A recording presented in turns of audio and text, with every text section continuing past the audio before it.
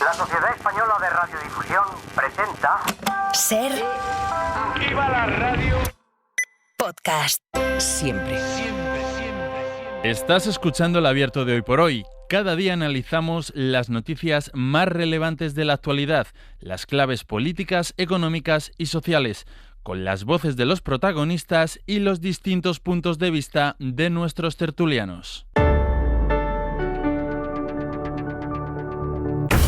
Tiempo para el análisis, tiempo para el abierto en esta mañana de miércoles con Berna González Harbour. ¿Qué tal? Muy buenos días. Buenos días. Con Cristina de la Hoz, buenos días. Hola, buenos días. Y con Víctor Lapuente, buenos días. Hola, muy buenos días. Vamos a empezar con una información que contábamos a las 8 de la mañana, que nos contaba Miguel Ángel Campos, la información que habla de la pareja de Isabel Díaz Ayuso, que ayer contamos, que intentó desgravarse pues una serie de objetos para su uso personal, desde desodorante, un saxo, la factura de la reparación de un coche, pero esta vez se intentó desgravar gastos de un viaje privado, un viaje de vacaciones, que además compartió con ella, compartió con Isabel Díaz Ayuso.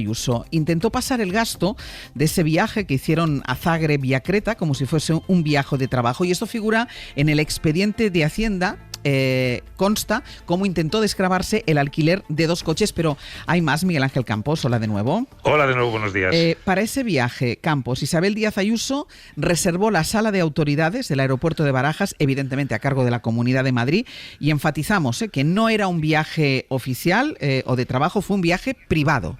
Un viaje de placer, de 11 días por Croacia, donde visitaron Zagreb y Dubrovnik, y Creta en Grecia. Según la web de Transparencia, la Comunidad de Madrid pagó con dinero público los 290,4 euros que costó la reserva de la sala de autoridades del aeropuerto de Barajas los días 16 y 27 de agosto de 2021 para los vuelos Madrid-Zagreb y Grecia-Madrid respectivamente. Son importantes las fechas, 16 y 27 de agosto, porque exactamente esos 2 días su pareja, Alberto González Amador, recoge y entrega 2 coches de alquiler en Zagreb y Creta, los mismos destinos que Ayuso. Alberto González facturó los alquileres a nombre de su empresa Maxwell Cremona y pasó la factura a Hacienda para desgravársela en un intento de aminorar su beneficio empresarial y pagar menos a Hacienda, según los expertos consultados por la SER.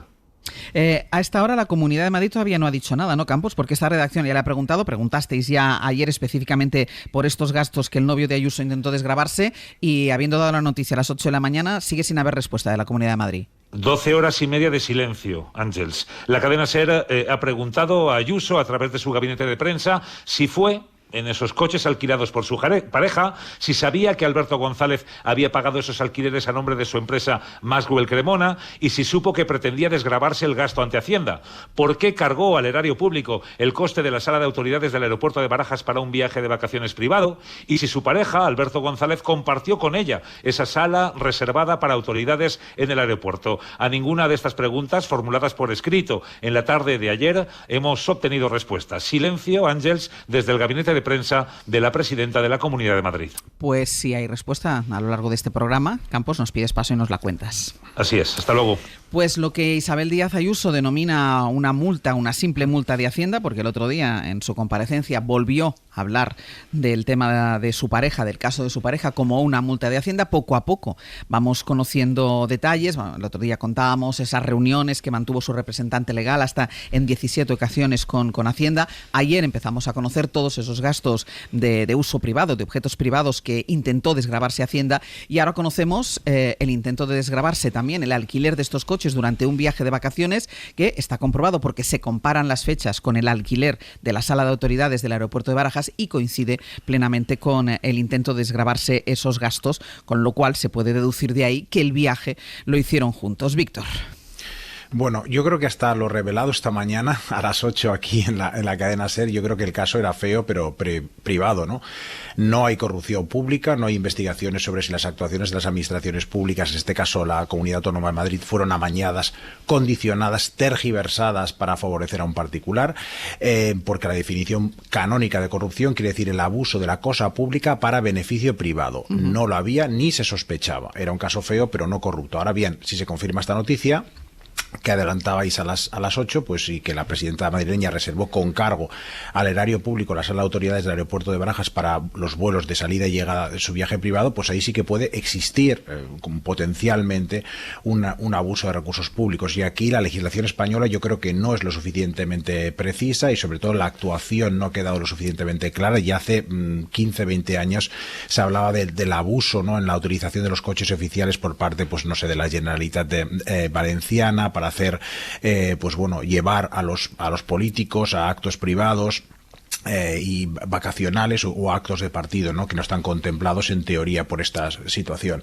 Entonces yo, bueno, entiendo que el Partido Popular hasta esta mañana a las 8 pues se llevará las manos a la cabeza diciendo que, bueno, todo lo que vamos sabiendo, por ejemplo, del caso Koldo, pues sí que involucra al gobierno, ahí sí que hay sospechas de corrupción, e incluso propio Pedro Sánchez pues pidió disculpas hace unos días por la corrupción en su gobierno. Es una situación distinta y comprendo el malestar por esa equivalencia, pero en este caso yo creo que hay que aclarar. Y además yo creo que también hay que poner un poco el dedo en la llaga en las palabras y los gestos de Ayuso, ¿no?, que yo creo que en este caso han sido tan delirantes como creo que efectivos, ¿no?, porque lo está consiguiendo, al menos las primeras encuestas cuando salió el escándalo de su novio, parece que no le ha perjudicado, sino todo lo contrario, ¿no?, que ha aumentado la intención de voto, ¿no? Yo creo que como a Trump los focos mediáticos le sientan bien y salir cada día a defenderse de supuestas acusaciones, haciéndose la víctima, diciendo que le han llamado genocida, asesina, loca, ida, diciendo que se lo han dicho miembros del gobierno. A mí no me consta ese tipo de calificativos por parte de miembros del gobierno, pues me parece que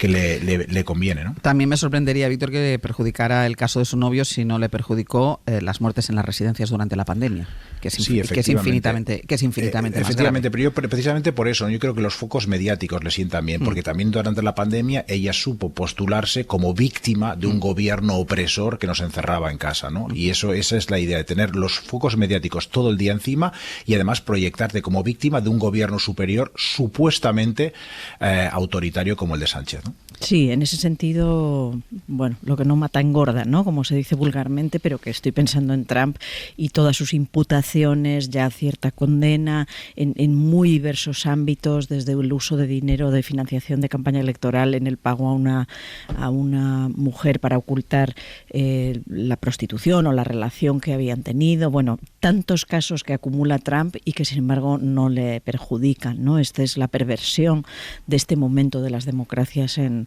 todo el mundo occidental. Yo creo que Ayuso tiene que decidir dónde está, ¿no?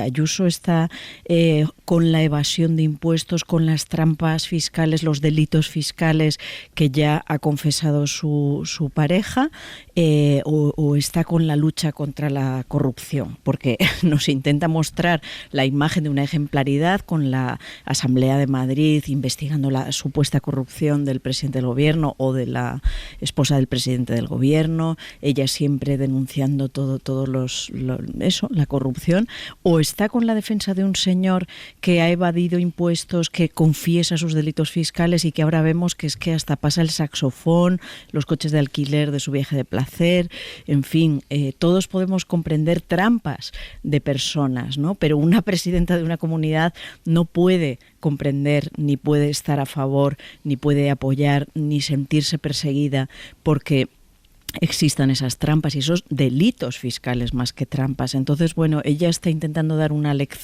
dar lecciones y está claro que no puede darlas. Yo sí creo que esto será un obstáculo importante a su futuro. Cristina. Hombre, creo que la comparación con Trump, estamos hablando de un hombre condenado y con varias causas abiertas en los tribunales estadounidenses. Sí, no, me refiero a la forma de hacer política. Me refiero a cosas... Es verdad que eso no le afecta electoralmente. Que no le afecta electoralmente. Pero claro, lo de Trump es una cuestión... No estaba comparando delitos, sino eso, que no te afecta, todos los delitos en los que está. No, efectivamente, la presidenta de la Comunidad de Madrid ha hecho de este tipo de estrategia de la confrontación con el gobierno central base de su estrategia y le funciona muy bien y le ha funcionado muy bien hasta ahora.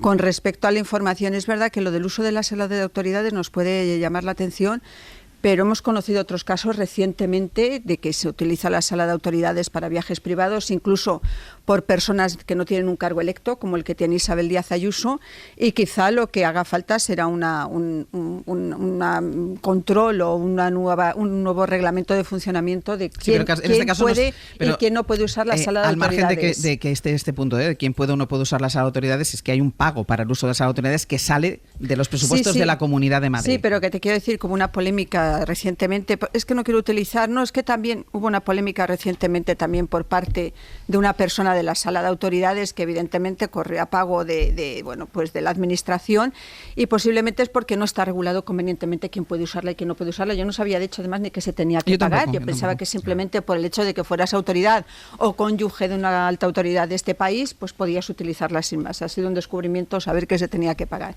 Y con respecto al otro, claro, los delitos fiscales que ha reconocido la pareja de Isabel Díaz Ayuso eran delitos de ejercicios anteriores al conocimiento de la presidenta. Esto que contáis es estando ya con la presidenta de la comunidad, ¿no? Y es decir, si tu pareja cometió o tuvo problemas con Hacienda en el pasado, bueno, tú puedes decir esto es una cosa que no tiene que ver con el momento actual. Claro, tendrá que evaluar la agencia tributaria, esto se refiere al año 2021, tengo 2021, entendido lo que habéis contado, de 2021. Y tendrá que evaluar la agencia tributaria si efectivamente parte de esos gastos, si todos o ninguno o parte de ellos, no son gastos en absoluto desgravables. A mí yo admito que lo del saxofón es lo que más me ha impresionado, salvo que entiendas que es un regalo el desodorante, el hilo dental, salvo que entiendas que es un regalo de empresa, claro, porque también a lo mejor esto es un regalo de empresa de estas que hacen, pero vamos, a ver, lo del saxofón sí me ha sorprendido y bueno, estamos hablando de un ejercicio fiscal muy reciente y me imagino que la agencia tributaria también tendrá algo que decir al respecto. Y hablabais de esa estrategia de confrontación que a ella le renta, le sale bien, electoralmente le sale bien esa estrategia de confrontación con el presidente del gobierno, porque es que incluso en los plenos de la Asamblea prácticamente nunca se aborda o ella no aborda los problemas de los madrileños, sino que siempre es una estrategia de confrontación. Pero claro, esto tiene un daño colateral, y el daño colateral es Alberto Núñez Feijóo, porque ahora, por ejemplo, estamos viendo cómo le va a citar en la Asamblea, va a citar a Pedro Sánchez, que no está obligado a ir, de hecho no va a ir a la Comisión de Investigación de la Asamblea de Madrid, ha citado a Pedro Sánchez del Partido Popular y a Begoña Gómez, y además lo explicitó. Claro que también lo que dice Feijóo y luego lo que vuelve a decir muchas veces no tiene nada que ver, como lo que ha pasado con la reunión con Pedro Sánchez. Pero el Senado no quiso citar, de momento, no quiere citar a Pedro Sánchez y en cambio ella lo hace.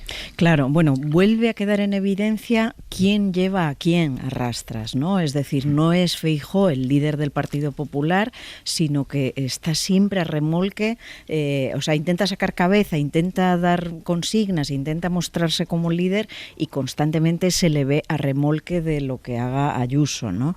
Estaba claro desde un inicio que Ayuso no quería esas reuniones con el presidente Pedro Sánchez que habéis estado analizando esta semana.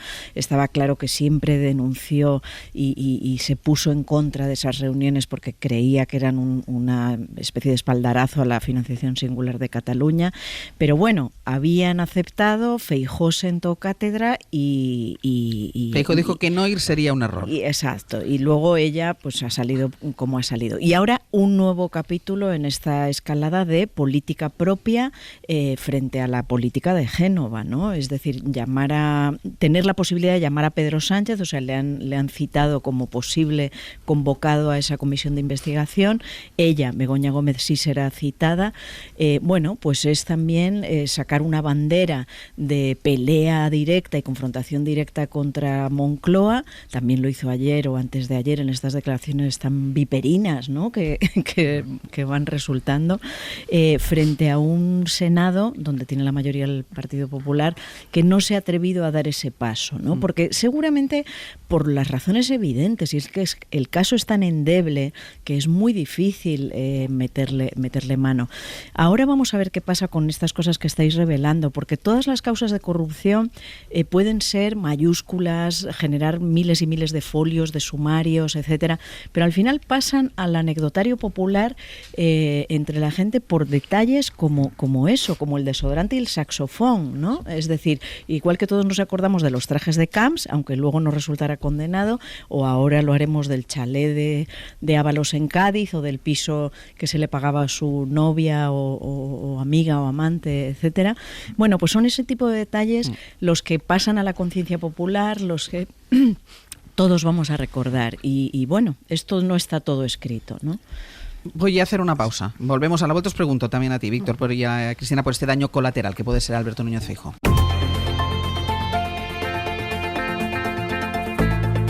El Abierto. Ser Podcast.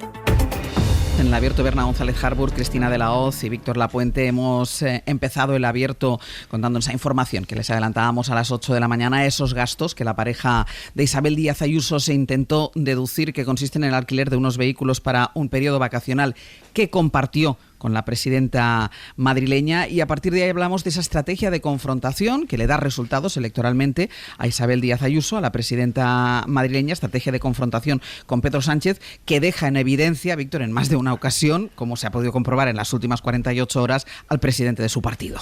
Sí, hay que enfatizar que el discurso de Ayuso es madrileño, no, es español. Sí. No habla de los problemas concretos de los madrileños, de su educación concertada, sino de la cátedra en la Complutense de Begoña Gómez. No habla de la atención primaria, de la sanidad pública, sino de la financiación singular de Cataluña.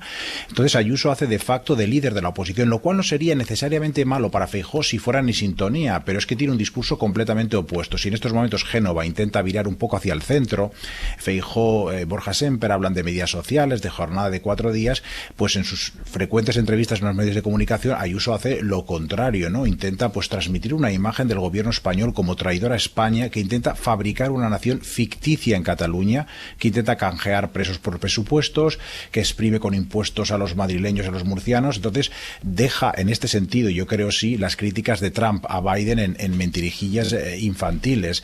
Y yo creo que lo extraño no es que Ayuso vaya a la suya, lo extraño es que la dirección del Partido Popular mantenga la ficción de que no es así. Sí. ¿Qué necesidad tiene Génova de dar órdenes a sus varones públicas de que se reúnan con Sánchez, sabiendo que algunos de sus varones, la baronesa Ayuso, no le va a hacer caso? Así quedan doblemente mal, ¿no? Si un subordinado pues no te obedece, lo peor que puedes hacer es insistir en que sea así públicamente, ¿no? Entonces cuesta de entender, ¿no? Yo creo que Ayuso está dominando tanto a Génova, tanto en el discurso como en la forma de liderar. Fue muy evidente el silencio de más de 24 horas de Alberto Núñez Feijóo tras el anuncio de Isabel Díaz Ayuso de no acudir a la cita del viernes con Pedro Sánchez, un silencio de más de 24 horas porque evidentemente todo el mundo le preguntaba por esa entrevista en El Mundo en el que Alberto Núñez Feijóo había dicho que no acudir era poco institucional y además era un error. Un silencio de más de 24 horas para terminar ayer a la carrera con las preguntas de los periodistas. Pues claro que la apoyo, pero evidentemente en una situación de muchísima incomodidad. Cristina. Pues sí, pero no. Es decir, discrepo en algunos aspectos con mis compañeros. Primero porque la estrategia, vamos a ver, incorporar a Pedro Sánchez en la lista de comparecientes para la Asamblea de Madrid es algo efectista, pero poco efectivo, porque no está obligado a acudir el presidente del Gobierno a una comisión de control de una Asamblea Autonómica. Y esto ya en su momento quedó claro con un antecedente que hubo cuando fue llamado Mariano Rajoy y Soraya Sáenz de Santamaría a una comisión de investigación del Parlamento catalán, y en el que los gobiernos autonómicos no pueden fiscalizar al gobierno central. Entonces, ellos saben que esta es una petición que tiene mucho defectismo, pero que no es práctica. En el caso de las comisiones de investigación, y porque además esto lo contamos hace tiempo en El Independiente, hay un nexo de unión, que es Alfonso Serrano, que es senador, es secretario general del Partido Popular, y ahí hay una estrategia concertada entre el Senado y la Asamblea de Madrid. Feijóo siempre ha sido alérgico a sentar a Begoña Gómez en la Comisión de Investigación del Senado, pero les ha parecido siempre a Génova un buen sustitutivo que lo hiciera en la Comisión de la Asamblea centrada en el tema del máster y en las relaciones con la Universidad Complutense. O sea que eso ha estado coordinado. Y lo de Sánchez, saben que efectivamente Sánchez no va a ir a la Asamblea de Madrid, más allá de conseguir el titular que consiguieron ayer, de Ayuso llama a Sánchez a sentarse a la Asamblea. Con el tema de si acude o no acude a la reunión con Sánchez, ahí sí es cierto que ha establecido una diferencia con Feijóo y con el resto de sus compañeros presidentes autonómicos. De hecho, marcaron distancias con ella. Después de conocer la noticia de que no iba a acudir a Moncloa, tanto la extremeña María Guardiola como Marga Proens, como Manueco, este viernes, como ellas. Vivas o como Imbroda han dicho, no, nosotros vamos a decirle a Sánchez lo que entendemos que le tenemos que decir en representación de todos los habitantes de nuestra comunidad. Es decir, que ha habido un claro posicionamiento de marcar distancias, e incluso cuando ella abogó por el plantón antes de que se iniciara la ronda, el resto de sus compañeros de filas dijeron que de ninguna de las maneras iban a seguir esa estrategia. Y bueno, y más de uno dijo, es que os tenéis que convencer allí en Madrid de que el resto de España no es Madrid. Me dijo en concreto un presidente autonómico, el resto de España no es Madrid. Madrid tiene una dinámica política propia, que yo en muchas ocasiones pienso que no le va mal a Feijóo, ¿no? Quiero recordar que cuando pasó lo de la famosa enmienda de la convalidación de penas europeas para los etarras, Madrid no se sumó a la petición de dimisiones ni de cabezas y apoyó en todo momento a Génova 13. Hoy por hoy, independientemente de que haya políticas que marcan diferencias con Feijóo y que no dejan bien parados a sus compañeros de partido, porque decir que ir a Moncloa es darle cobertura a Sánchez en sus cesiones a RC, Madrid sigue siendo uno de los mayores soportes que tiene Feijóo en estos momentos. No es nuevo. Madrid siempre ha confrontado con los gobiernos del PSOE. Lo hizo Esperanza Aguirre, lo han hecho todos los presidentes autonómicos del PP. Igual que Andalucía siempre confrontaba con los gobiernos del PP, los gobiernos centrales del PP. Esta es una dinámica que no es nueva. Es cierto que Madrid ha dado unos perfiles populares muy específicos, porque Esperanza Aguirre también era un verso suelto, y lo es Isabel Díaz Ayuso. Pero que Madrid confronte con un gobierno del PSOE, o en su momento, cuando gobernaba durante casi 40 años el PSOE Andalucía, fuera un elemento de confrontación con los gobiernos del PP, es un clásico. Bien, es cierto que el perfil de Isabel Díaz Ayuso, digamos que es un perfil bastante peculiar y bastante único en lo que es todo el escenario popular.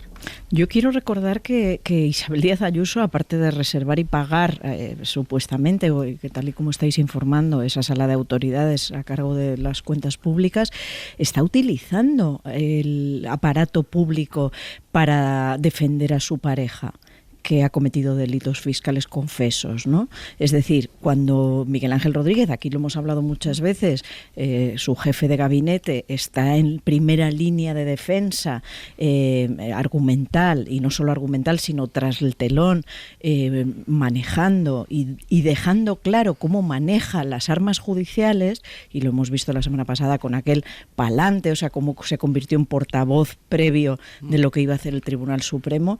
Bueno, pues tenemos a Ayuso manejando los medios públicos y el aparato institucional público para defender a su pareja, y esto es intolerable. De la que ella dice insistentemente que es un caso privado que afecta a una persona, y que es individual, víctima de cacería y de persecución salvaje, con estas palabras. Pero Berna, desde la mesa del Consejo de Ministros todos los martes salen en defensa de Begoña Gómez, que ni siquiera es un cargo público. A lo que voy, acaba Berna y voy contigo, a Víctor. lo que voy, Cristina, es que Begoña Gómez, que sepamos, no ha confesado ni ha manifestado. Cosa que Isabel Díaz Ayuso no. O sea, que... No, pero su marido sí está en un procedimiento judicial, su pareja, perdón. A lo que voy es que ella está utilizando medios públicos para esa defensa, y no solo eso, sino que ahora coloca a la Asamblea de Madrid en la investigación de estas cuestiones de Begoña Gómez, cuando es su propia pareja el que ha confesado delitos fiscales. Entonces, evidentemente ya está en un salto hacia adelante en esa estrategia de confrontación que bien citabais, que bueno, nos deja perplejos, ¿no? Víctor. Muy brevemente, yo creo que no utilizar el aparato público con fines partidistas es algo que deberían aplicarse en los dos partidos, en este caso, tanto el Partido Socialista del Gobierno como el Partido Popular de la Comunidad Autónoma de Madrid, porque yo creo que hay ejemplos, desgraciadamente, en el uso pues de las instituciones públicas, de la abogacía del Estado o de los directores de comunicación, que me parece que no son apropiados. No sé si son legales o ilegales, pero desde luego no son ejemplarizantes, y necesitamos unas instituciones públicas que no solo sean imparciales, sino que lo parezcan.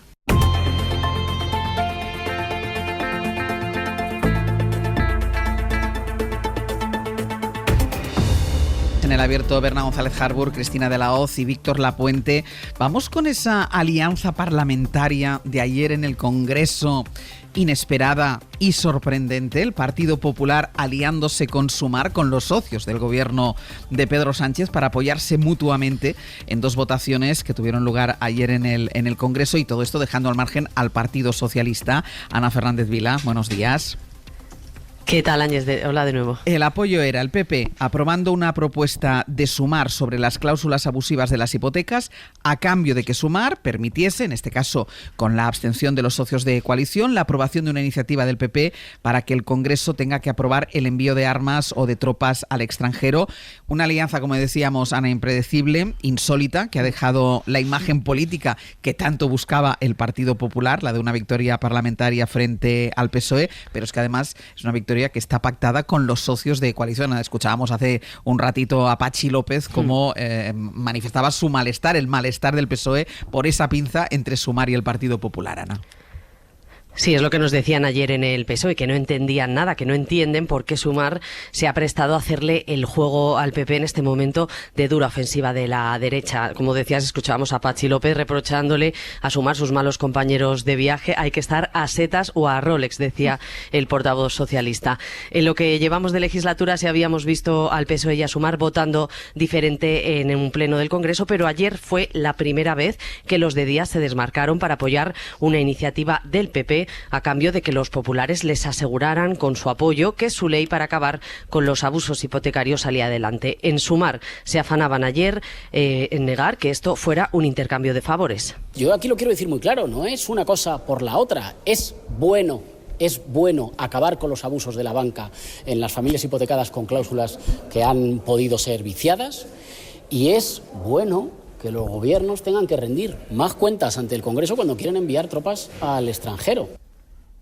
Pasadas ya las 9 de la noche, al acabar el pleno, el portavoz Rejón quiso salir a explicarse ante el gran malestar de los socialistas. Sumar justifica su decisión agarrándose al contenido de esa iniciativa del PP, ¿no? Dicen que es bueno que el gobierno tenga que pasar por el Congreso para enviar tropas o armas al extranjero, pero obvian el hecho de que el PP ya tiene otra ley idéntica ahora mismo en tramitación. Y lo cierto es que a lo largo de la tarde de ayer sí vimos en el patio del Congreso a diputados de uno y otro grupo negociando, y distintas fuentes nos confirman que se estaba hablando en estos términos de intercambio de votos. Este movimiento llega además en un momento en el que Sumar está endureciendo sus críticas contra sus socios de coalición, con Podemos presionando más que nunca desde fuera del gobierno. Los de Díaz han denunciado, por ejemplo, en las últimas horas que la negociación de los presupuestos con el PSOE está encallada, que el Ejecutivo no está haciendo lo suficiente en vivienda, y hasta le han mandado una carta a la ministra Margarita Robles para pedir que rompa los últimos contratos con la industria militar de Israel. Ana, gracias. A vosotros. Ahora hablaremos también del malestar en Sumar por todo el tema de la vivienda, pero Cristina, esta pinza entre Sumar, socios del gobierno del Partido Socialista y del Partido Popular, bueno, nosotros igual no la vimos venir, pero quien no la vio venir fue el PSOE, seguro. Bueno, yo creo que es muy coyuntural sobre dos temas muy concretos, pero sí es cierto, y además estoy viendo una información de un compañero mío de la semana pasada, en la que Sumar se exigía al socio mayoritario de la coalición que levantara el veto al PP en el diálogo y en la negociación de cuestiones de reformas sociales. Vamos a ver, Sumar por un lado quiere marcar perfil propio, aunque a lo mejor la mejor vía para marcar perfil propio no sea pactar con el PP, pero lleva siendo muy crítica con muchos temas últimamente, muy crítica sobre todo con el asunto de la vivienda, y sí está preocupada por la endeblez del apoyo de determinados socios de gobierno como Junts. Entonces se entiende que en determinadas cuestiones, como puede ser la conciliación, más allá de la reducción de la jornada laboral, es posible alianzas de amplio espectro con el PP. Por lo menos intentarlo. Otra cosa es que se consiga. Y entonces yo creo que es coyuntural, pero posiblemente no sea la primera vez que veamos un escenario en el que Sumar intenta un acercamiento al PP en cuestiones muy puntuales. Evidentemente están en las antípodas y estratégicamente no tienen nada que ver, pero sí en cuestiones muy puntuales de políticas y de reformas sociales. Yo creo que, vamos, los apoyos cruzados yo estoy absolutamente a favor. Ojalá hubiera más y ojalá fueran capaces todos de pactar, porque no hay otra manera de gobernar un país, y no solo está pasando en España, sino en numerosos países de nuestro entorno donde ya no hay esas mayorías absolutas de antes, y debemos ser capaces de pactar con el adversario. Dicho esto, entre PP y Sumar en este acuerdo de ayer, en este doble voto cruzado, creo que es el PP el que mediáticamente sale ganando. al ponerse la medallita, ¿no? O sea, el PP abre ahí una aísla fisura. Todavía más al PSOE. Abre ahí una fisura en el gobierno, ni más ni menos que en el gobierno de coalición. O sea, ya no estamos hablando de los apoyos de investidura o de los apoyos de legislatura, sino en el cogollo del gobierno de coalición, ¿no? Es decir, si Podemos ya se había distanciado absolutamente saliéndose de Sumar y ahora poniendo sus condiciones, por ejemplo, como la vivienda o la ruptura con Israel para apoyar los presupuestos. Junts, no digamos, que se va al monte cada vez que quiere, desde el punto de vista del gobierno, o hasta el PNV, que ha hecho sus pinitos con esa votación también discordante con respecto a Venezuela. Bueno, pues ahora Sumar saca pecho y dice, yo también tengo mi personalidad propia, mi perfil, como dice Cristina, y lo quiero hacer valer. Repito, estoy a favor, o sea, votos cruzados, ojalá hubiera más y ¿por qué no? No creo que tenga que haber obstáculos a un control parlamentario de las armas que se envían, o lo ocurre en muchísimos países. Y si consigue para ello el apoyo a esta cuestión de la vivienda y de los desahucios con las cláusulas abusivas, pues estupendo. Pero, insisto, la medallita creo que se la pone el PP. Víctor. Pues estoy muy de acuerdo con Berna. Yo creo que el Partido Popular gana más, pero Sumar está más desesperado y no hay nada como estar en una situación desesperada como caer del 12% al 6% en intención de voto, como le sucede a Sumar, para volverte innovador, ¿no? La palabra pinza no me gusta mucho porque tiene esta connotación negativa que nos retrotrae los tiempos de la supuesta pinza entre Julio Anguita en Izquierda Unida y Aznar contra Felipe González, ¿no?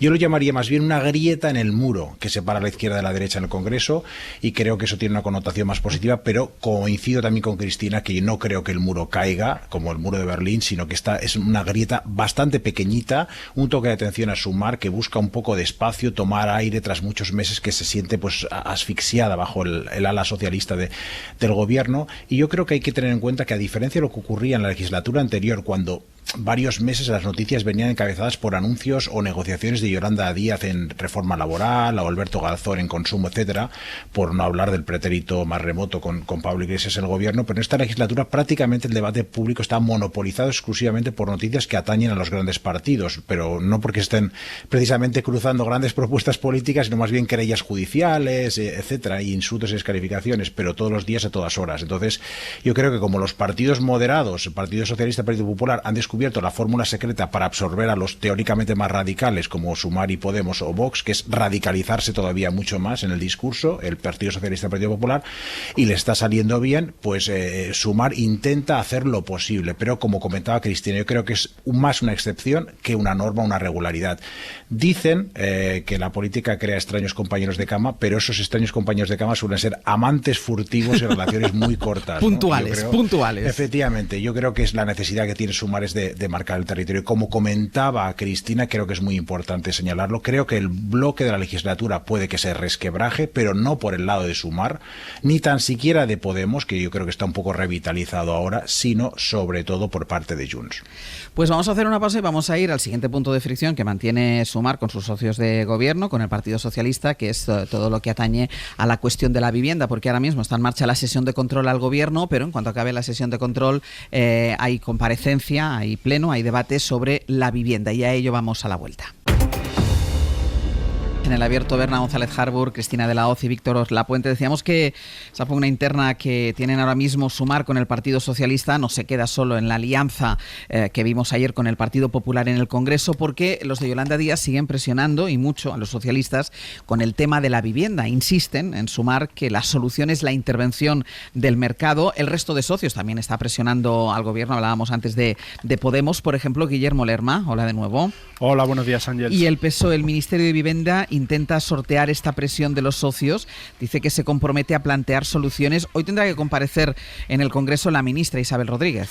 Sí, los socios parlamentarios y de coalición decidieron forzar esa comparecencia de la ministra de Vivienda para que informase sobre lo que consideran la inacción del gobierno en esa materia, y lo que lleva haciendo el PSOE y el Ejecutivo desde hace días es tratar de despejar esa presión, recordando por un lado todas las medidas que ha puesto en marcha durante estos 7 años de gobierno y haciéndose, por ejemplo, ejemplo, ayer esa foto con miembros del sector inmobiliario y con organizaciones afectadas por la situación de la vivienda. En la Moncloa atribuyen esa presión de los socios, por un lado, a la negociación de presupuestos que se va a abrir en las próximas semanas. Creen en la Moncloa que los grupos intentan tomar posiciones conscientes de que este va a ser uno de los temas centrales de ese diálogo. Y por otro lado, también atribuyen la presión al endurecimiento de las posiciones, a la competición en la que dicen están Podemos y Sumar por mantener el foco en la gestión en un momento en el que toda la discusión pública está centrada en la pugna PSOE y PP por los casos de corrupción. Aún así, ayer aquí en el Congreso se habló mucho de vivienda.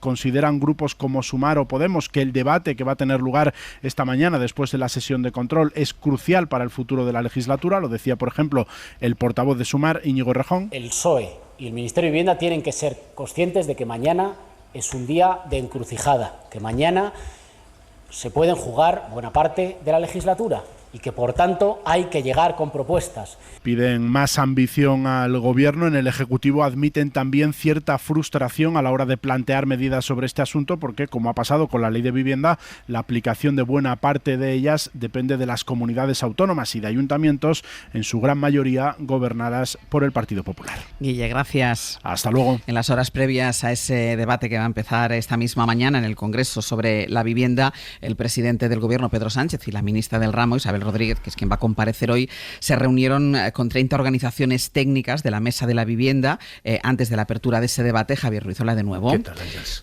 Lo primero, ¿qué va a contar o qué puede contar la ministra? ¿Cuál es la posición, lo que está haciendo hasta ahora el Ejecutivo en esta materia? Pues el Gobierno comparece efectivamente para responder sobre lo que ha hecho, porque la pregunta es esa, inacción del Ejecutivo. Así que hoy, ¿qué se va a hacer? Despliegue de acción, con un argumento. Lo que el Ejecutivo dice y va a decir es, oiga, hemos hecho las leyes, pero las competencias las tienen ustedes, ahora falta que las autonomías actúen. Este Gobierno ya está regulando.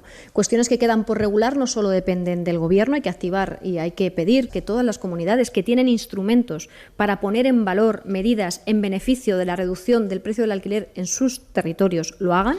¿Qué ha hecho el Ejecutivo? Fundamentalmente 3 leyes y un reglamento clave. Cada uno de ellos ha encallado, como estábamos viendo, en el Congreso o en las autonomías. Primera, la ley del suelo. El Gobierno la presentó en marzo. La tuvo que retirar por falta de apoyos parlamentarios. Es una norma que pretendía simplificar los trámites de promoción urbanística, básicamente conducir y construir más rápido.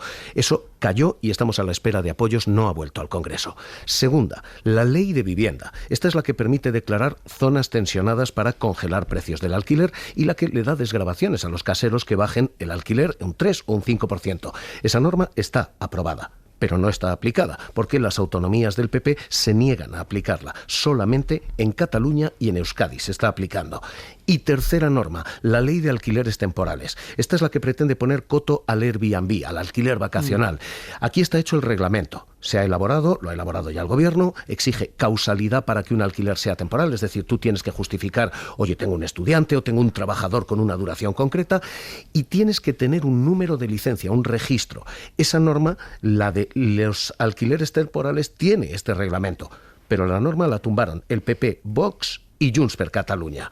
Ahora Esquerra ha iniciado los trámites para que vuelva al Congreso. Así que el Ejecutivo se trae hoy bajo el brazo 3 leyes para los 3 males de la vivienda. Ley del suelo, para acelerar la construcción, ley de vivienda, para contener alquileres, y ley de alquiler temporal para contener el Airbnb. Las 3, Ángels, como estamos viendo, estrelladas siempre contra el interés político. Estas 3 leyes van a ser y son la línea argumental del Gobierno, pero 3 leyes que no se están aplicando. ¿Hay un debate, Javier, económico más allá del enfrentamiento político? Pues la verdad es que a mí me gustaría decirte que sí, que hay diferencias. O sea, que las diferencias son económicas y no políticas, pero no. Pero no. Vamos a ser muy sinceros. Hay grandes diferencias económicas, pero aquí lo que hay es una batalla política descarnada. A la derecha, vamos con qué es lo que se está haciendo, porque hay que rebuscar los argumentos económicos. A la derecha lo que se dice es, hay que construir más y punto. La solución no es intervenir, sino ofertar, la oferta. Y eso, dicen, significa construir más viviendas. ¿Qué argumenta el Partido Popular para no aplicar esto de las zonas tensionadas? Pues el PP ha jugado dos argumentos. Primero, el de la efectividad. La Comunidad de Madrid no va a aprobar zonas tensionadas, no va a aprobar los precios porque consideramos a todos los efectos que es una medida que no funciona. Dice el PP que no funciona. Y es verdad que la intervención permanente puede no funcionar, pero esta no lo es. Las zonas tensionadas duran un máximo de 3 años. Son precisamente parches para controlar los precios mientras se construye. Y donde se han aplicado, sí han funcionado. Han bajado una media del 5% los alquileres en Barcelona, y en áreas como l'Eixample o Ciutat Vella en Barcelona han bajado entre un 9 y un 10%. Así que este es el primer argumento y el primer juego económico, el de esto no funciona. O sí. El segundo argumento es el de la libertad. Los propietarios de viviendas no tienen la culpa de esta situación. Tu vivienda es tuya y cada español tiene derecho a poner su vivienda al precio que uno considera. Porque y cada el uno tiene Ejecutivo aquí lo que responde es, oiga, la ley de zonas tensionadas también beneficia a los caseros, porque si yo, casero, te bajo a ti el alquiler un 5%, Hacienda me cobra a mí un 90% menos de lo que gano, desgravo un 90%. Así que los caseros también ganan. Dicho esto, esta es la batalla de argumentos económicos con la derecha. Yo te digo, Ángeles, que esto de economía tiene más bien poco. De hecho, el día que hablábamos de que estaba funcionando el tema de las zonas tensionadas en Barcelona, uno de los argumentos era la desgravación fiscal de los caseros. Absolutamente. Y este es el gran juego del gobierno, el de decir, oiga, están ustedes intentando proteger a los caseros e intentando protegerles, les están perjudicando. Esta es la batalla con el gobierno desde la derecha, pero hay batalla, y lo comentábamos antes con Guillermo Lerma, también desde la izquierda. ¿Qué se reprocha? ¿Qué pide la izquierda del Partido Socialista en materia de vivienda? Pues aquí la izquierda va desde los propios socios y miembros del gobierno, desde Sumar, como efectivamente estabais comentando, hasta Esquerra, Bildu, y las peticiones, la verdad es que son muy variadas, pero la petición central es intervenir el mercado de vivienda. Controlarlo y frenarlo, intervenir públicamente y mientras construir un parque masivo de vivienda. El planteamiento lo ha hecho la propia vicepresidenta Yolanda Díaz. Ya no va de diagnosis, ya sabemos lo que tenemos que hacer. Sabemos que en el corto plazo hay que intervenir el precio de la vivienda. En el medio tenemos que hacer efectivamente el diseño de un parque público. Y aquí, Ángeles, de nuevo las cifras. El Banco de España estima que para equipararnos a la media europea es necesario, atención, construir 1,5 millones de viviendas de alquiler social. El Banco de España ha aprobado cierto grado de intervención, que es lo que dice la izquierda, pero en forma de límites de alquiler o de construcción pública. Y el gran miedo de la doctrina económica aquí siempre es el mismo. Cuando uno interviene el mercado, cuando los mercados están tan calientes y uno interviene un mercado caliente, si tú dices, muy bien, el tope son 1.000 euros, lo que ocurre es que en zonas donde se paga 2.000, efectivamente el tope se queda en 1.000. En lo legal, oficialmente, y todos los otros 1.000 sigues pagándolos, pero en negro, se van a economía sumergida. Y este es el temor del Ejecutivo aquí, que una intervención generalizada puede no solucionar el problema, pero sí puede sumergirlo. Javier, muchísimas gracias. Un abrazo. Claro, se corre el riesgo con esto que nos contaba ahora Javier y, bueno, casi utilizando las palabras que decía Yolanda Díaz, Víctor, que al final el pleno de hoy se convierta en un pleno de diagnosis, de diagnóstico, que es la verdad que la ministra acuse a la derecha de no cumplir unas leyes que ya están aprobadas, pero poco más. Bueno, eso es muy importante. Según Carme Trilla, que es una experta en vivienda, que tiene unos artículos en El País muy interesantes sobre este tema, ella dice que hay 3 elementos imprescindibles para el éxito de una política. El primero es conocer la realidad, y hasta ahora, pues bueno, hablábamos mucho, pero realmente no se conocía realmente el problema. En segundo lugar, voluntad política para poner recursos. Eso también está sobre la mesa. Y luego, lo que todavía no está sobre la mesa y no lo va a estar hoy, es lo más difícil, es pues tener humildad y realismo en las políticas, lo que implica llegar a pactos con todas las partes implicadas, efectivamente. El problema de la vivienda en España lo llevamos arrastrando desde hace mucho tiempo. Ya había manifestaciones por el tema de la vivienda en 2005, recordemos. Cuantitativamente no eran tan numerosas como las de ahora, pero cualitativamente eran muy importantes. Ahí estaba el movimiento V de vivienda, que fue el embrión de lo que luego fue la plataforma de afectados por la hipoteca, de la cual a su vez saldrían muchos políticos de la nueva política española, ¿no? Cuadros de los comunes en Cataluña, de Podemos, de Ahora Madrid, incluso muchos de los líderes que transformarían la política española y que llegaron a ser alcaldes de algunas de las ciudades más afectadas por el problema de la vivienda, como Ada Colau.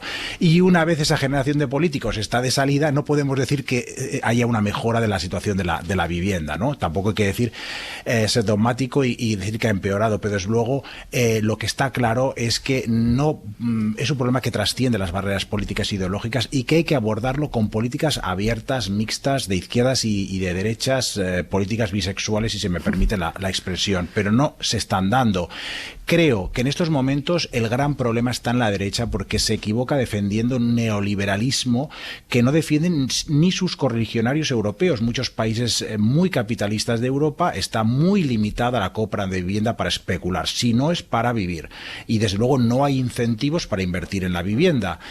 Bienvenido el que quiera traer capital, no sé, a los países nórdicos, pero no el que quiera invertir en vivienda ganando con las transacciones y acabando, pues bueno, arruinando o poniendo una situación muy difícil a los inquilinos. Yo, que conste, soy un creyente, ferviente en el capitalismo. Creo que es el mejor sistema de organización económica del mundo, el que asegura más progreso a la humanidad, pero para que los mercados funcionen en una sociedad, para que la gente pueda comprar libremente patatas, ordenadores, sillas o electricidad, para que los mercados sean libres, hay cosas que tienen que estar fuera de los mercados. Por ejemplo, el Estado, no podemos comprar un juez, ¿no?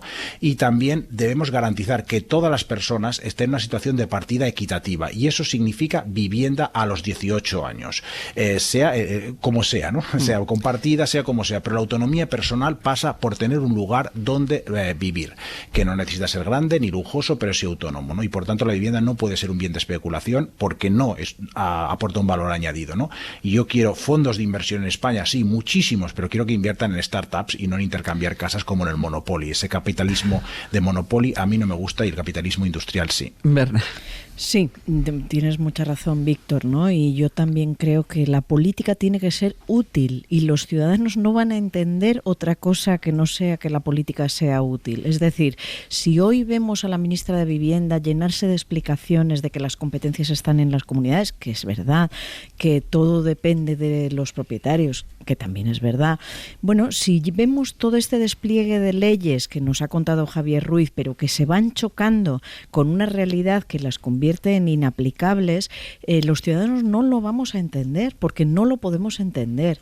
Entonces, aquí el gobierno y todos estos socios que estamos mencionando se la están jugando, porque si no se logra, lo hemos hablado aquí muchas veces, o sea, si no se logra realmente buscar y encontrar unas soluciones a este desgarro social que está suponiendo la brecha generacional que impide y la brecha salarial que impide a tantos millones de personas acceder a una vivienda, pues apaga y vámonos, no, nadie lo va a entender. Entonces, bueno, yo no me atrevo a apoyar unas medidas sobre otras, o sea, quiero decir, hay técnicos, hay gente, el Banco de España, por ejemplo, lo habéis citado, ha sido partidario de un cierto grado de intervención. Y sobre todo apoya la construcción de viviendas en alquiler social. Bueno, pues habrá que tomar medidas de emergencia para que todo esto sea posible, para que, por ejemplo, ese grado de intervención que se pueda aplicar sea de corto plazo. Pero es que hay que ponerse a construir esas viviendas como se han construido tras épocas de guerra, tras épocas de necesidad y se han elaborado, ¿no? Entonces, bueno, la política tiene que ser útil y hoy es el día y esta es la era en que nos lo tienen que demostrar. Cristina. Este es un problema muy complejo y posiblemente, como decíais, hay que desarrollar políticas mixtas. No hay una única solución, sino que hay que abordar distintas, que hacemos con los pisos turísticos, que hacemos con las zonas tensionadas y que hacemos, por ejemplo, con la construcción de viviendas de alquiler social o asequible. Yo creo que el gran problema es que la Administración no ha hecho su parte y las medidas que plantea son medidas que afectan a los particulares. Claro, hablamos de grandes fondos de inversión, pero al final el mercado de alquiler en este país, el 90% son pequeños propietarios, ni siquiera grandes tenedores, aunque es verdad que luego los fondos de inversión y los grandes tenedores suelen ser los que marcan el precio de mercado. Pero hay un nuevo término, ¿no? Que el rentista da la sensación de que todo aquel que alquila su piso es alguien que lo único que busca es enriquecerse y a lo mejor no completar una pensión, que también hay muchos casos de esos. Entonces, Creo que la Administración ha hecho su parte. En la campaña electoral del 28M se habló, quiero recordar que sumamos 183.000 pisos que prometió Pedro Sánchez en distintos anuncios, ¿no? Que una especie de subasta, pero ese es el grandísimo problema. El grandísimo problema es que tú puedes pedir una declaración de zonas tensionadas, que tú puedes pedir a los que son propietarios de los pisos que no lo suban de una manera exponencial, pero a cambio tú lo que tienes que dar es una oferta a los ciudadanos y sobre todo a los jóvenes, como pasa en otros países de nuestro entorno. Somos de los países, yo creo que solo junto con Rumanía, que tiene el parque de alquiler asequible más pequeño de Europa, solo comparado a Rumanía, que no lo ha hecho ninguna administración ni lo ha abordado ninguna administración. Y entonces las medidas, yo creo que en muy buena medida son parches, porque lo que se necesita es una visión sobre todo muy global. Es verdad que el Banco de España hablaba de la necesidad de una intervención pública, pero luego era algo crítico con el tema de las zonas tensionadas, y quiero recordar que Escrivá dijo que no le constaba que el tema de declarar zonas tensionadas fuera un alivio para bueno, los datos demuestran que en Barcelona sí, ¿eh? Sí, pero hay discrepancias y esos datos es verdad que trimestralmente sí, pero interanual no, es decir, luego tiene bastantes lleva lecturas. Muy poquito tiempo, ¿no? En todo caso, tenemos otro problema añadido, que no solo es la vivienda, yo creo que lo has comentado tú, Berna, que es el nivel salarial de este país. Claro, o sea, también es un problema que se agudiza, o sea, la vivienda ha empeorado en los últimos años, eso está clarísimo, porque exige cada vez más esfuerzo salarial para poderla pagar, pero es que tenemos un problema de nivel salarial también. Entonces, por eso es un problema complejo, es un problema que hay que abordar desde muchos aspectos, y que solo declarando zonas tensionadas o limitando el alquiler vacacional, que hay que hacerlo, no se soluciona, que esto requiere muchísimo más. Pero yo creo que era Víctor el que decía, ¿no?, que por fin se habla de la vivienda y se habla en el debate público, está en el debate público, pero podemos tirarnos años hablando. Es decir, yo creo que hay una situación de emergencia en este país, y es verdad. O sea, hay gente que no puede alquilar una vivienda, es una situación de emergencia, porque el debate de más suelo público, más construcción pública... Pero habrá que empezar en algún momento. Sí, pero mientras empezamos pero mientras empezamos también hay que solucionar el problema de ahora, porque ahora la gente tiene el problema. Entonces, a mí me da un poco como que hoy el debate sirva otra vez para echarse en cara, ustedes no aplican, no sé qué, pero que no haya soluciones. Es verdad que para que haya soluciones para la emergencia es fundamental, y creo que lo decías tú, Víctor, es fundamental el acuerdo y la negociación, y esto parece imposible. Claro, yo creo que ahí está el problema. Creo que hay que poner soluciones sobre la mesa, pero también es verdad que desde los propietarios pues se quejan de que si ponemos una solución de una manera muy rápida generamos un poco de inseguridad jurídica. Incluso personas que defienden el control de precios, como Carme Trilla, ponen el acento en que eso hay que hacerlo con muchísimo cuidado. Yo creo que en general la izquierda, antes he comentado que la derecha se equivoca, pero yo creo que la izquierda ha puesto demasiada fe en el bolígrafo de la regulación, en el control de los precios en particular, y poca carne en el asador, poco dinero de los presupuestos, que yo creo que eso también generaría confianza a los inversores, diciendo, bueno, vamos a destinar este dinero para construir viviendas de alquiler, y eso va a significar pues también una cierta seguridad para esas personas. Yo creo que, vista la experiencia de Cataluña y en muchos otros lugares, yo creo que el control de precios tiene un efecto positivo. Es verdad que el tope de los alquileres provoca que los precios de las viviendas de arrendamiento bajen, pero ¿a qué coste? Y es que a medio y largo plazo lo que parece claro es que se reduce la oferta de viviendas, se paralizan las construcciones, se produce un cierto deterioro de las viviendas. Eso ya ocurrió durante el franquismo, aunque fue evidentemente excesivo, y se aduce además pues que se reducen los contratos, ¿no? Porque algunos propietarios en Cataluña pueden preferir vender su stock, aunque sea a fondos buitre, y aquí es donde está el problema, que dejemos y permitamos que los fondos de inversión entren en esto, que consideren que la vivienda es un negocio, que donde la gente vive es un negocio. Esto me parece una perversión, y diría que una perversión incluso del propio sistema capitalista, ¿no? Y luego que es verdad que junto a que se bajan los precios en las zonas tensionadas, sube el precio de los alquileres más bajos en esas mismas zonas tensionadas, porque lo que hacen es ajustarse esas viviendas todas al precio máximo, y en las fronteras geográficas pues de esas zonas tensionadas se produce pues unas ciertas injusticias, ¿no? Una calle entra y la otra calle al lado no entra. Por lo tanto, además, sin hablar de las corruptelas varias que se producen cuando pones un precio máximo al pan o a la vivienda en cualquier momento, en cualquier sociedad, ¿no? Se producen a abusos, baja la calidad de los ingredientes del producto, del pan o de la vivienda y te exigen un pago en negro para acceder al mismo. Pero dicho eso, yo creo que puede ser bueno en algunos momentos claros poner la regulación, pero no solo la regulación. Hay que poner mucho más dinero. Y de momento ha habido muchas promesas, pero realmente dinero, poquito. Berna, estoy completamente de acuerdo. Hay que incentivar desde el Estado esa construcción de viviendas de alquiler.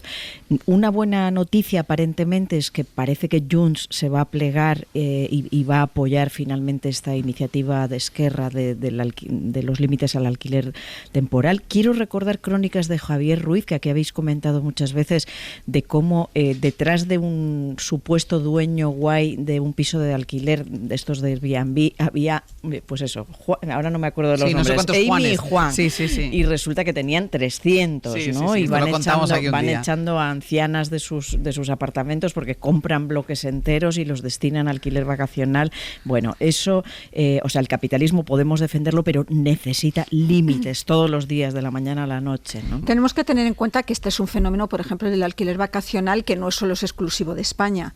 Y en otros países no es tan acuciante el problema de la vivienda como en España. Tradicionalmente hemos tenido un problema de la vivienda y del alquiler, y además no teníamos cultura del alquiler en España. Queríamos ser todos propietarios porque entendíamos que nuestra vivienda, digamos, era nuestra inversión de futuro. Pero es verdad que teniendo el mismo problema otros países y otras grandes ciudades de alquiler y de fondos de inversión, en España es especialmente acuciante el problema de la vivienda y tiene que ver mucho con la falta de inversión de las administraciones públicas y con los bajos niveles salariales. Pausa y seguimos.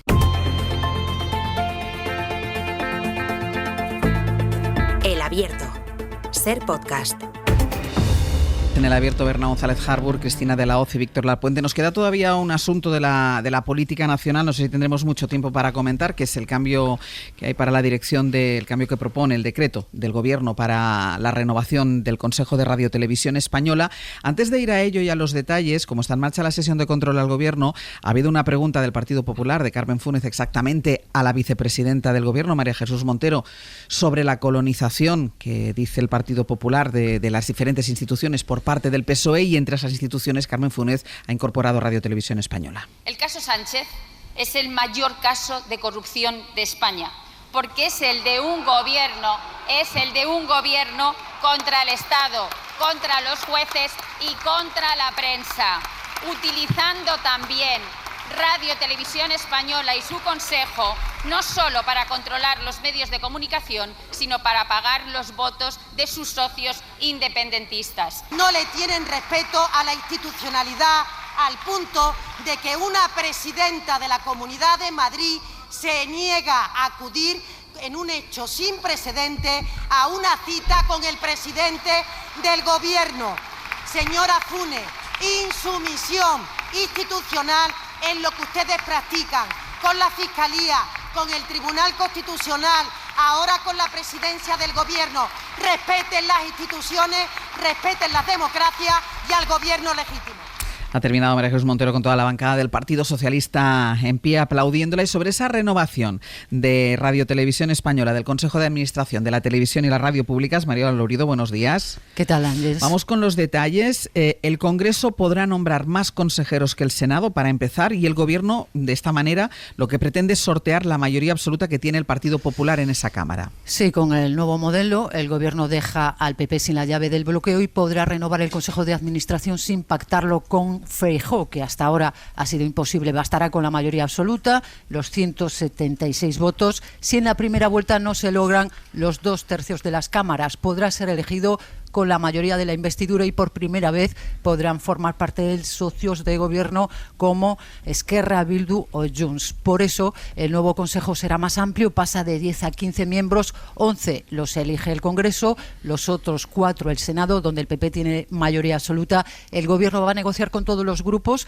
excepto con Vox, para repartirse los puestos, y si Feijóo no entra en el acuerdo, se arriesga a perder peso y representación, porque el PP se quedaría solo con los 4 representantes del Senado. El Consejo de Informativos de Radio Televisión Española, Ángels, rechaza el decreto por rebajar esos consensos, pide mayorías cualificadas para garantizar la pluralidad y exige que se mantenga el concurso de méritos. Mariela, y hay otro cambio importante, que es el poder que va a tener el presidente o la presidenta de la corporación. Sí, tendrá más poder y competencias. La presidencia nombrará y cesará al equipo directivo de Radio Televisión Española, aprobará todos los contratos, convenios, acuerdos, negocios, preparará cuentas anuales y presupuestos, entre otras funciones. El Consejo de Administración será más grande, pero con menos mando. Los 15 vocales tendrán dedicación exclusiva y cobrarán un sueldo, un salario de máximos representantes y directivos en el sector público empresarial, según figura en el decreto al que ha tenido acceso la cadena SER. Estarán sometidos al régimen de incompatibilidades. Su mandato será de 6 años y solo podrán ser reelegidos una vez. El decreto da un plazo de un mes al Congreso y al Senado para la renovación de este órgano, que ahora mismo pues tiene a 5 consejeros caducados, el puesto de la presidencia vacante desde hace 2 años y a una presidenta interina en situación muy precaria por falta de apoyos suficientes. Mariola, gracias. A ti, hasta Apenas luego. nos queda tiempo, pero ¿cómo suena este movimiento del Gobierno, Berna? Bueno, es claramente una pérdida y una marcha atrás, ¿no? En el sentido de que habían sido capaces en algunas etapas, y quiero destacar la de Zapatero, que es el que dio ese paso hacia ese acuerdo del Parlamento por 2/3, si no me equivoco, para lograr una presidencia. Esto ya Rajoy dio marcha atrás y todo ha ido empeorando y deteriorándose cada vez más, y esto es una constatación de ese deterioro, ¿no? Hay menos consenso, por tanto hay un miedo lógico, y así ha reaccionado el Consejo de Informativos de Radio Televisión Española, de la pérdida que supone esto. 30 segundos, Víctor. Pues yo creo que coincido con Berna, ¿no? El nuevo modelo es una vuelta de tuerca a la politización de Televisión Española. No es una colonización, sino una recolonización de Televisión Española, porque ya estaba colonizada, ¿no? No es una novedad, desgraciadamente, en nuestra historia. No es tampoco Tele-Frankenstein, como dicen los medios de la derecha, pero tampoco es Barrio Sésamo, como nos intentan decir desde el gobierno, ¿no? Esto de que es plural, pues más plural que nunca. Si por pluralidad entendemos que estén representados todos los partidos, excepto los de la derecha, excepto el primero y el tercer partido del Parlamento, pues entonces, entonces sí que es plural. Cristina. Yo, bueno, por insistir, esto no se trata solo de sortear el veto del PP, sino que va mucho más lejos, crea otro quórum, es decir, que si el PP decide no nombrar a sus consejeros del Senado, digo nombrar a sus consejeros porque tiene mayoría absoluta, daría igual porque tiene un quórum. Al elevar, antes era el reparto 6-4, ahora es 11-4, mete a todos sus socios, porque el objetivo de ampliar el Consejo es meter a todos sus socios, pero refuerza la capacidad del presidente, es decir, que esto va mucho más lejos del modelo incluso que teníamos antes. Yo sobre todo pienso en los colegas, admito que pienso en los colegas tan buenos profesionales que tiene esa casa, que estaban tan confiados con el tema del concurso de méritos, del concurso público, y que ahora viven una nueva desolación. Los últimos minutos de este abierto, quiero hacerlo todos los días hasta dentro de 2 semanas aproximadamente, porque están las elecciones en Estados Unidos a la vuelta de la esquina. El 5 de noviembre se vota. La estabilidad del mundo, el rumbo de la diplomacia va a depender de quién gane ese día, y algunos estados han empezado con ese sistema de elección que tiene Estados Unidos, que da para mucho. Bueno, pues hay estados que ya han empezado a votar de forma anticipada. Corresponsal en Washington, Sara Canals, buenos días. Buenos días, Ángels. Y es que más de 15 millones de estadounidenses han votado de forma anticipada, y además lo han hecho en algunos estados clave como Georgia o Carolina del Norte, donde se han batido récord de participación. Tú has estado en uno de ellos, has estado en Arlington, en Virginia, porque precisamente este año esos centros de votación están más que nunca en el punto de mira, porque Donald Trump sigue defendiendo que él perdió en 2020 porque hubo fraude. Pues no son pocos los centros electorales que ante los constantes ataques de Donald Trump se han querido preparar para garantizar la máxima transparencia en todo este proceso. En el condado de Arlington, en Virginia, el responsable de uno de estos centros, Charles Luoma Overstreet, nos ha explicado cómo. Hacemos todo lo posible para hacerlo más transparente, para inspirar confianza en el proceso, con cámaras así para que la gente pueda ver el proceso del conteo de los votos, y los partidos tienen opción de enviar sus representantes para observar. Y no solo afecta a funcionarios o ciudadanos, sino que también las máquinas digitales que se dedican a procesar los votos han sido blanco de ataques del expresidente. Aquí en Arlington están a prueba de ciberataques. Y eso nunca se conecta con el Internet para confirmar la seguridad de la votación. Sin embargo, hay que tener en cuenta que el sistema es complejo. Hay que revisar los requisitos y en muchos sitios el DNI no es imprescindible para votar. Puedes hacerlo con un carnet de conducir o incluso con un carnet de estudiante. Tenemos un sistema hay que decir, bastante complicado porque es según estado, pero funciona bastante bien considerando la diversidad que tenemos. Y a esa complejidad se agarra Donald Trump para seguir difundiendo su bulo y prepararse ante otra posible derrota. ¿Y los votantes, Sara, qué dicen de todo esto? ¿Se creen estas teorías del fraude electoral? Pues en muchos estados la teoría del fraude electoral ha calado. Ya lo vimos en las pasadas legislativas hace 2 años y también ahora con simpatizantes trampistas que se acercan a estos centros para intimidar a los ciudadanos. Y en otros lugares, como Arizona o Georgia, estados bisagra, han implementado medidas que algunos demócratas tachan de radicales o contraproducentes, como por ejemplo instalar GPS en las urnas o intentar cambiar la ley para que el recuento de votos se haga a mano. Es algo que podría retrasar el resultado final semanas o incluso meses. Virginia, sin embargo, es un estado que había sido bisagra, pero que con los años se ha vuelto demócrata, y eso nos explicaban algunos de los ciudadanos al salir de las urnas. Nuestro sistema es uno de los más seguros. Este es puro propaganda. Fue algo que el candidato que perdió está reclamando porque no le gustó los resultados. Este año aún es más importante porque la democracia está en riesgo, nos decía esta mujer que lleva 33 años casada con un republicano. Y que nos dice que en estas elecciones pues que lo llevan como pueden. Sara, gracias. A vosotros.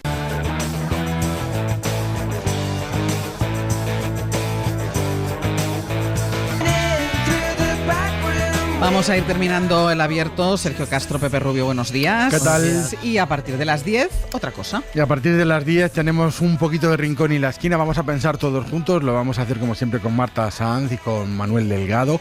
Hoy vamos a hablar de la habitación, de las habitaciones. Lo que ocurre allí, lo que no se sabe, lo que se oculta, lo que se expone.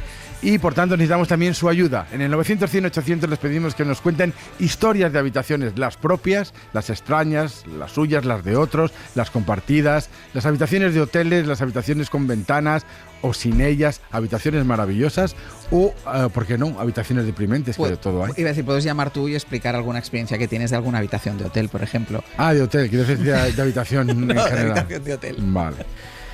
Biografía no autorizada con Roberto Villar. Hoy Tony Cantó, promete, ¿eh? Promete. Está muy bien. Lo que no sé si yo creo si Tony Cantó sería recuperable en el cine de Eloy de la Iglesia, seguirá rodando, porque él recuperó a muchos grandes actores y actrices del franquismo. No sé si.